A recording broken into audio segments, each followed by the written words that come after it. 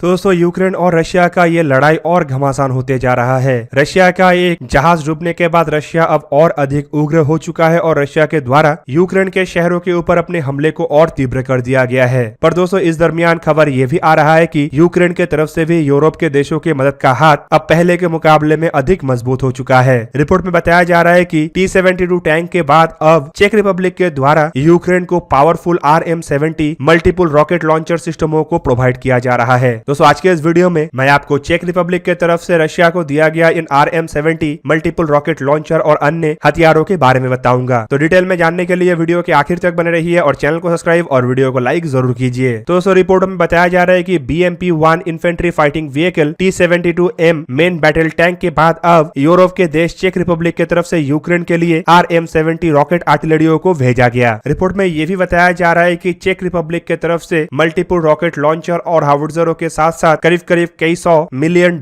के शिपमेंटों को यूक्रेन के लिए रवाना किया गया। RM-70 के अलावा यह भी बताया जा रहा है कि चेक रिपब्लिक ने यूक्रेन के लिए SHKH-VZ-77 डाना 152 मिलीमीटर के सेल्फ प्रोपेल हाउट्जरों को भी भेजा है। दोस्तों हाल ही के शिपमेंट के बाद अब चेक रिपब्लिक यूरोपियन देशों में एक ऐसा प्रमुख देश बन चुका है जो सबसे अधिक मात्रा में और लिथल हथियारों का डिलीवरी यूक्रेन को कर रहा है। दोस्तों यहाँ पे यूक्रेन के लिए चेक रिपब्लिक के द्वारा जो RM-70 रॉकेट आर्टिलरियों को भेजा गया असल में यह ट्रेडिशनल 122 मिलीमीटर के BM-21 ग्राड सिस्टमों के ही एक वेरिएंट है जो कि सोवियत यूनियन के सबसे प्रसिद्ध या फिर कहे तो सबसे अधिक successful multiple rocket launcher system है। दोस्तों रिपोर्ट में यही बताया जा रहा है कि कम से कम 20 ऐसे सिस्टमों को चेक रिपब्लिक के द्वारा यूक्रेन के हवाले किया गया है और साथ ही साथ चेक रिपब्लिक के पास इन सिस्टमों के अलावा यूक्रेन के द्वारा इस्तेमाल किए जाने वाले अन्य कई तरीके के हथियारों के ऐसे स्पेयर पार्ट्स है जो लड़ाई में यूक्रेन के क्षतिग्रस्त हुए हथियारों के मरम्मत के लिए भी इस्तेमाल हो सकता है और समय समय पे इस तरीके के स्पेयर पार्ट्स का भी सप्लाई हो रहा है। दोस्तों चेक रिपब्लिक की तरफ से निर्माण किया हुआ RM-70 मल्टीपल रॉकेट लॉन्चरों को इसके टैक्टिकल और टेक्निकल फीचर्स के कारण काफी अधिक अप्रिशिएट किया जाता है और एक्सपर्टों का मानना है कि इस तरीके के हथियारों के सप्लाई के बाद काफी हद तक यूक्रेन के जो अटैकिंग पावर है वो भी बढ़ेगा। जबकि इस घटना को लेकर रशियन मीडिया की तरफ से ब्लेम किया जा रहा है कि असल में ये चेक रिपब्लिक की तरफ से दिया गया इमदाद नहीं है बल्कि ये नेटो के समर्थन के साथ दिया गया ऐसा हथियार है जो यूक्रेन रशिया के खिलाफ इस्तेमाल करना चाहता है और चेक रिपब्लिक की तरफ से जिन टैंकों को इन्फेंट्री फाइटिंग व्हीकल और आर्टिलरियों को दिया जा रहा है वो संपूर्ण रूप से नेटो के कहने पर ही हो रहा है। जबकि दोस्तों इसके अलावा रशियन मीडिया की तरफ से यह भी इल्जाम लगाया जा रहा है कि जर्मन गवर्नमेंट के द्वारा करीबन 56 चेकोस्लोवाकिया की तरफ से निर्माण किया हुआ इन्फेंट्री फाइटिंग व्हीकलों को भी भेजा गया है जो बेसिकली ईस्ट जर्मनी और स्वीडन के द्वारा इस्तेमाल किया जाता था। सोवियत यूनियन टूटने के बाद और चेकोस्लोवाकिया के टुकड़े होने के बाद ये जो हथियार है ये काफी हद तक इन देशों के पास पहुंचा था और साथ ही साथ चेक रिपब्लिक और स्लोवाकिया जैसे देशों के भी हाथ लगा था। जबकि इनमें से कई सारे हथियार तो अफ्रीकी, अमेरिकी और एशियाई देशों के साथ साथ अन्य यूरोपीय देशों को भी भेज दिया गया था और अब बताया जा रहा है कि इन्हीं हथियारों को शिपमेंट के तहत यूक्रेन के लिए रवाना किया जा रहा है जिसका इस्तेमाल यूक्रेन अब रशिया के खिलाफ कर रहा है। जबकि दोस्तों ये भी बताया जाता है कि बाद में इस तरीके के हथियार चेक रिपब्लिक के हथियार निर्माता एक्सकैलिबर आर्मी को भी बेचा गया जो कि इंडस्ट्रियल और डिफेंस होल्डिंग के एक हिस्सा था और बाद में इसे इन कंपनियों के द्वारा भी यूक्रेन के हवाले किया जा रहा है। इवन रॉयटर्स के एक हाल ही के रिपोर्ट में वीडियो पब्लिश करते हुए T-72 टैंकों को भी दिखाया गया था जो कि रेल कार के द्वारा कैरी करते हुए यूक्रेन को भेजा जा रहा है। दोस्तों ये भी इल्जाम लगता है कि सोवियत यूनियन टूटने के बाद सोवियत मेड हथियारों के ही बलबूते पे चेक रिपब्लिक के कंपनी एक्सकैलिबर आर्मी के द्वारा नया वेरिएंट के RM-70 और डाना जैसे आर्टिलरियों का भी निर्माण किया गया है। दोस्तों RM-70 को अगर देखा जाए तो ये 1972 में निर्माण किया गया था और इसे M1972 भी कहा जाता है। बेसिकली ये BM-21 ग्राड रॉकेट लॉन्चरों का ही एक चेक रिपब्लिकन वेरिएंट है जो 122.4 मिलीमीटर मतलब करीब करीब 4.8 इंच के रॉकेटों को दागता है। दोस्तों RM-70 में पुराने Soviet Ural 375D 6x6 truck को Tata T-813 कोलस 8x8 career platform से बदल दिया गया और अब ये 40 राउंड एमुनेशनों को एक साथ कैरी कर सकता है। इवन इसके जो नया कैरियर है इसमें इतना एनफ जगह है कि एडिशनल 40 122 मिलीमीटर के रॉकेटों को भी ये कैरी कर सकता है ताकि बाद में रिलोड करके इसे फायर किया जा सके। हालांकि इतने बदलाव के बावजूद RM-70 प्लेटफॉर्म के परफॉर्मेंस ग्राड से अधिक नहीं है। इवन व्हीकल के रेंज और व्हीकल की स्पीड भी लगभग ग्राड में इस्तेमाल होने वाले व्हीकल के ही बराबर का है। दोस्तों RM-70 के सबसे अपग्रेडेड वर्जन को RM-70 वैम्पायर कहा जाता है जिसमें कि पुराने टेट्रा ट्रक को भी रिप्लेस करते हुए टाटा T-8157 ट्रक चैसिस का इस्तेमाल किया गया गया है जो कि टाटा TC3 V8 इंजनों का इस्तेमाल करता है। इवन इसके अलावा इसमें 7.62 मिलीमीटर के एक गन को भी केबिन के रूफ के ऊपर माउंट किया गया है, जो एक तरीके से एनिमी इन्फेंट्री से व्हीकल और व्हीकल के क्रू को प्रोटेक्ट करने में भी मदद होता है। दोस्तों RM-70 रॉकेट को अगर देखा जाए तो इसका वजन मतलब ओवरऑल लॉन्चर्स और व्हीकल के साथ वजन करीब करीब 33.7 टन के आसपास है, जबकि इसका लंबाई ओवरऑल 8.75 मीटर मतलब 28 फीट 8 इंच है और इसका चौड़ाई 2.5 मीटर मतलब 8 फीट 2 इंच है। इसका हाइट करीबन 2.7 मीटर मतलब 8 फीट 10 इंच है और इसे ऑपरेट करने के लिए करीबन 6 क्रू मेंबर का आवश्यकता होता है। दोस्तों इन सिस्टमों में जिन रॉकेटों का इस्तेमाल किया जाता है, ये अधिकतम 20 किलोमीटर मतलब 12 माइल के ही रेंज में ऑपरेट हो सकता है और जो व्हीकल है वो अधिकतम 85 किलोमीटर पर आवर की रफ्तार से ट्रैवल कर सकता है और इसका रेंज 400 किलोमीटर तक है। दोस्तों इसके अलावा चेक रिपब्लिक के ऊपर और एक हथियार के भी सप्लाई का इल्जाम लग रहा है, जिसे Dana wheel self propel artillery भी कहा जाता है। दोस्तों इसे कई सारे और भी नाम से जाना जाता है, जैसे कि SHKH VZ-77 या सेल्फ प्रोपेल गन हाउट्जर मॉडल 77। असल में दोस्तों ये